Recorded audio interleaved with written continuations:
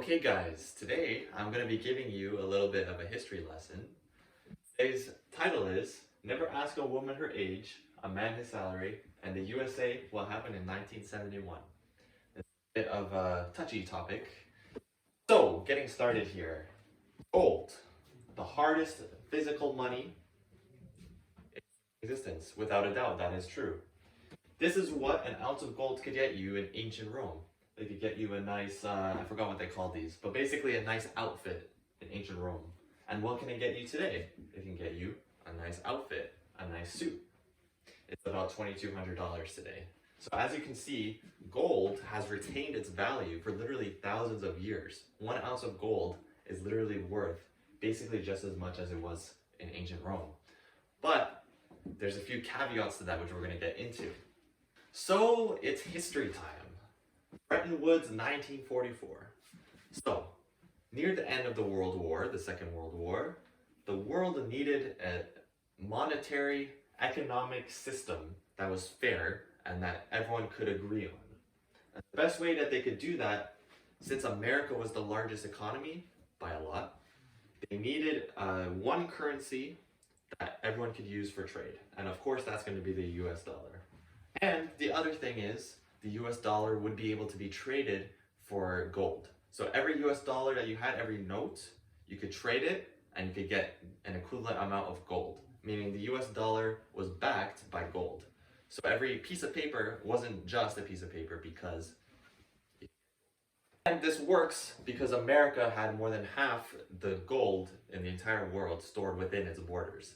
So feasibly, America could trade everyone's cash for gold. There's the same amount of dollars as there was as gold. So time goes on, the system works pretty well. America decides that it wants to go to war, decides it wants to blow up a country. So what happens? War is kind of expensive, and it's not very, let's say, politically favorable. So obviously, and a lot of American citizens were not in favor of this war and would not be willing to support it. So how is America going to get the money to fund this war? Well, taxes maybe, and there was taxes, but what an easier solution is to just print more money. Because since they're America, they can print money. And sure, if people trade in their dollars for gold, they would need to give them the gold. But people don't usually do that. Gold is pretty hard to transfer. So people usually just keep their dollars and not exchange it for gold. So you have this situation where America, there's more dollars than gold. And we bring ourselves to 1971, with this guy right here, the President Nixon. The supply of American dollars was up 10% in 1971, since the Bretton Woods Agreement in 1944. So there's 10% more American dollars. Countries such as West Germany, Switzerland, they weren't buying this, they weren't about it. They wanted to get out of this system because their dollars weren't worth anything. And France, specifically, asked for 191 million, which was an absolute shit ton of money back in the day. They wanted it all in gold, because they didn't want to hold their paper anymore. They wanted the real stuff. So, this is what triggered this guy right here, this brother, to trigger, or to take America off of the gold standard. The Nixon shock in 1971. So, he decided the US dollar would no longer be tied to gold. It would be its own thing issued by the government. You couldn't trade it for gold. So that leaves us to where we are today with paper money. So what happens when you get paper money? This is chart number 1. Productivity and wages. This is a chart of productivity in percentage since 1950, meaning when I say productivity, I mean the amount of goods that we're able to make, the overall amount of work that we're able to do, the amount of stuff we're able to build in society.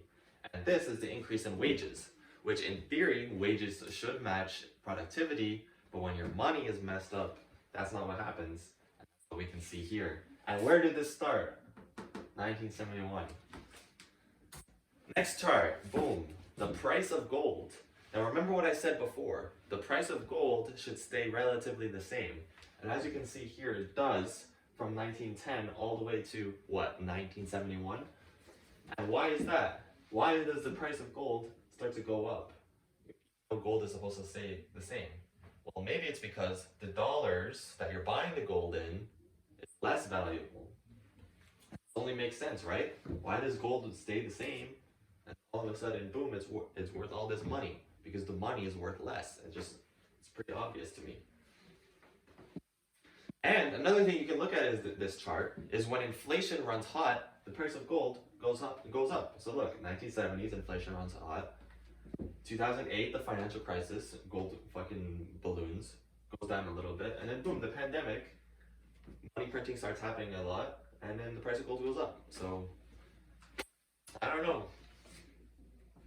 And finally, last chart here, the M2 money supply, meaning the amount of money that's in the system, the amount of American dollars, stays pretty low, stays pretty much the same. Oh, 1970, it starts to go up, financial crisis, boom, boom, boom, pandemic. Oh, it keeps going up since 1970. So guys, America is printing money, and that's a big deal because America is the biggest economy and it's still the global reserve currency. And of course, other countries are also printing a shit ton of money. Canada prints a shit ton of money, but this is where it comes from. It starts with the big boys. So, in conclusion, cash is trash. Thank you guys for watching. You can come to your own conclusions from this, but I hope you enjoyed that little history lesson there. I hope you learned something, and I appreciate you watching this video. Boom!